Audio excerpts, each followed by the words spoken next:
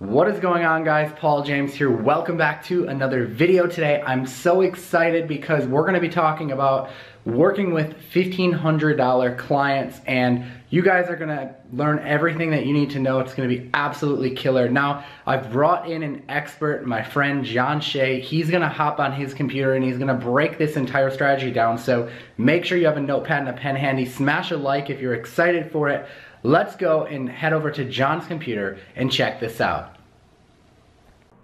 Hey, what is going on, you guys? John here. I just wanted to say thanks again, Paul, for allowing me to put this video together here for your audience. So what I'm going to do today, guys, is I'm actually going to walk you through really more or less kind of a project management approach to how I go about working with various clients that I have in the digital marketing space. So I'm going to kind of give you guys some overview of a Trello board that I actually built specifically for working with SEO clients. Now, the beauty of this is some of the principles and the things that I'm going to talk about in this video today, you can actually utilize this for any type of client that you want to work with, whether or not that's doing Facebook ads, maybe you're doing reputation management, maybe you're going out and building websites for clients, whatever it is, you can take some of the same principles that I'm going to show you guys today and really start implementing this into your business. And it's going to allow you, once you go out there and start landing clients, you get your first $1,000 to $1,500 clients, you could start using these same kinds of systems in your own business. So Paul asked me to come on, kind of give you guys a little bit of a walkthrough here. So really what had happened to me, I wanted to give you a little backstory, was many years ago, it was probably about 3 years ago, I was working for this digital marketing agency, and they had all these clients that I was assigned to. I was basically an account manager, and I was working with like 20 of their clients. And we had this one tool we were using in the business, and what ended up happening was this tool it really wasn't great for having like these organized to-do lists. A lot of the employees I noticed weren't really following things along very well in terms of what was supposed to be getting done for the clients.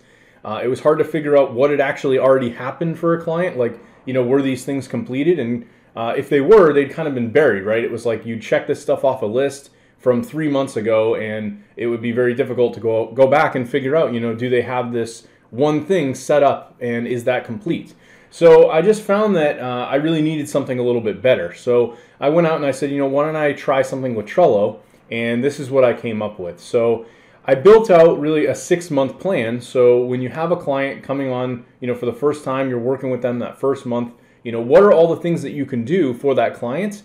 And as you mark all of that stuff off, you can still visibly see that, all of those things are like very easy to find, right? Like I don't have to go back 6 months from now and figure out, did this thing actually happen? Did it actually get completed?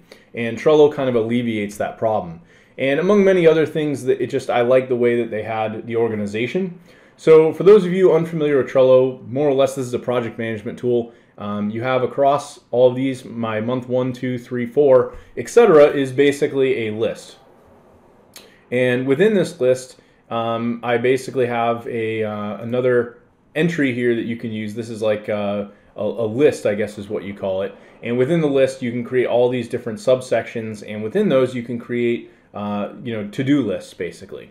So an example might be, I bring on my client, I want to get them set up with Google My Business in that very first month, right? Like that's going to be your main thing. If you're doing local SEO, you're trying to help, say, a plumber get ranked on the top 3 of Google in the map pack.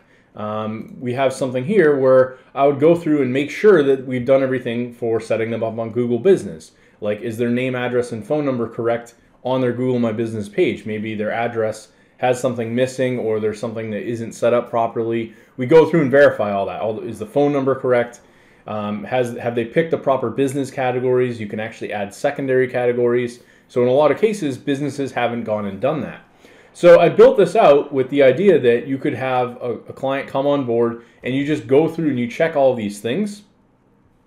Now, the great part about this is, depending on where you're at in your business, right, you don't have to do all this stuff yourself. And even someone who's brand new, you don't actually have to do all this stuff yourself. And that was kind of my intention, right? I wanted to be able to build this in such a way that at the time, when I was at this agency, I wanted it to be something where if a new employee came in, they could go through, follow the same exact steps that I was doing for a brand new client, and they would know exactly what to do without any issues whatsoever.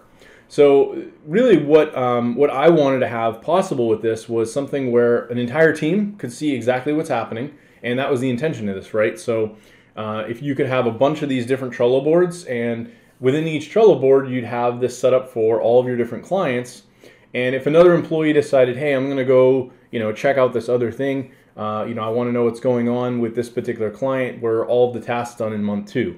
So they could actually come through and go into the board, and they could see what's going on, and it would be public for the entire team to view. And all of the notes, anything that had been worked on, could basically be explained here. So again, I'm not going to go through like the entire board because it would be like an hour-long video for me to explain every little single piece of how I put this together. But I'll kind of give you a glimpse of some of the things that I've added in here.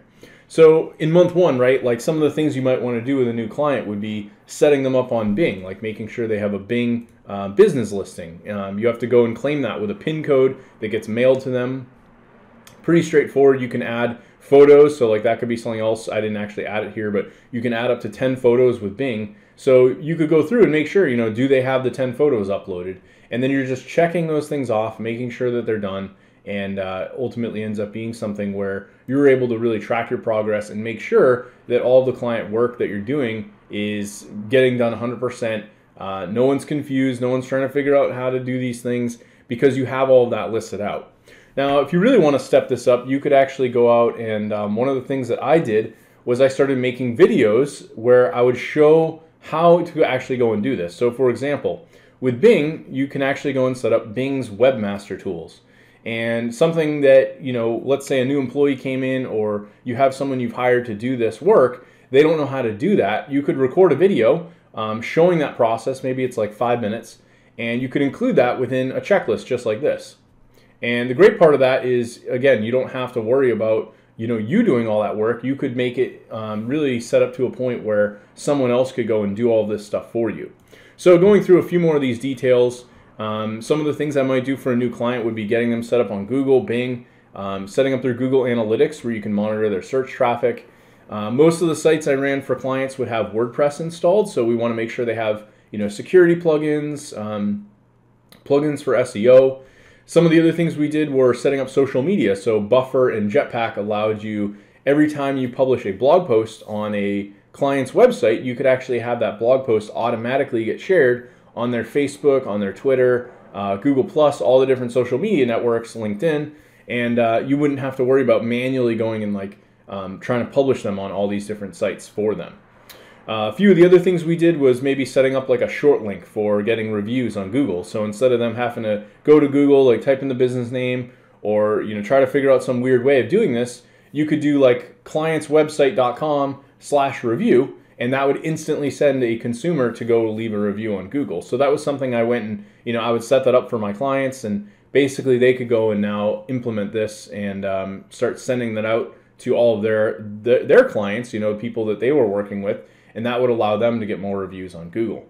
Some of the other things I did was I actually set this up so I could outsource even more of the content, right? So we might do like some blog posts for them every month, and that would be a good way to show a client that you're constantly working on their business, you're doing things that are helping them. And I may have something in here where I say, go order Article 1, from this service provider, right? So if you guys like this stuff so far, I do want to let you know, myself and Paul actually have a masterclass. We're going to leave a link below in the description. You can learn a little bit more about how we're using systems and outsourcers, just like what I've kind of explained today, right? Using tools and overall views of how you could go out there and really systemize a lot of these processes, so you're not the one necessarily going in and doing all of this for your clients. I invite you guys to go check that out. But again, some of the other things that we've actually been doing with this board, I'll give you another example. Here's a template that I built. It looks much more simple, but there is actually a lot of stuff that's going on here. This was a template that I set up when I was working with some chiropractors and setting them up with Facebook ads. So another example of how you might be able to get organized with your clients would be to go and build out like an onboarding checklist, right? So I had this little checklist here for new client onboarding. What happens when you get that new client? You want to make sure you're gathering all their information, like what's their company name, do they have a logo, what's their email address, make sure you have administration access to their Facebook page. You need an email address to send their leads to that come from Facebook. and then going through maybe creating like a value ladder with them, so you have some expectation of, here are the things I'm going to be doing to help you get more clients in the door, and then maybe coming up with some higher ticket offers where they can really make money once those people have become clients. Some other things that I might do in this particular example would be going in and setting them up with a sales funnel of sorts, where we basically build out a little mini funnel. We have a basic page where someone goes to learn more about a special offer. Maybe in this case with a chiropractor, it might be doing a special coupon deal for $30 where they get an adjustment and an x-ray exam for $30. So we could build out a page where you have to collect an email address, have a thank you page, maybe put some testimonials on there, all the different things that are needed to kind of engage with that particular client's customers. So I would have a whole list of all the things that I would need to do, and every time I work with a new client, I can now say, okay, we're going to clone like another one that's already in existence. We're going to edit this name. We're going to change the URL so it's unique. All the different little kind of like, I guess, bits and pieces of how you would go about setting this up. So I know I've kind of given a generally vague overview here. Again, I definitely invite you guys to check out the Systems and Outsourcers presentation that myself and Paul have put together. Again, check the link below in the description, and we're going to walk you guys through more examples of how we're using stuff like this in our business. More or less, I wanted to, again, share this because I think it'll give people a little bit more of an idea of how to really go out there and approach working with business owners in a very organized manner, whereas some people maybe are just all over the place. They got text documents, all different areas. They're trying to kind of scramble and figure out, how do I approach working with a client at a high level, right? That $1,000 plus value, that $1,500 plus value. How do you really offer a lot of value to those clients? And that's what having a system like this in place is going to allow you to do. So again, thanks for watching. I hope this was helpful and gives you guys some idea of how to go about, organizing all the work that you'd be doing for your clients. All right, guys, so there you have it. Thank you so much, John, for sharing that with us. And guys, we do have a masterclass. There is a link in the description where we walk through everything, all the systems, the processes, the kind of outsourcing strategies that we use to actually pull this entire thing off. So I highly recommend you go and register for it below. Make sure you smash a like on it. Make sure you're subscribed to the channel with notifications turned on. But until next time, guys, I am Paul James. We'll see you in the next video. Peace out.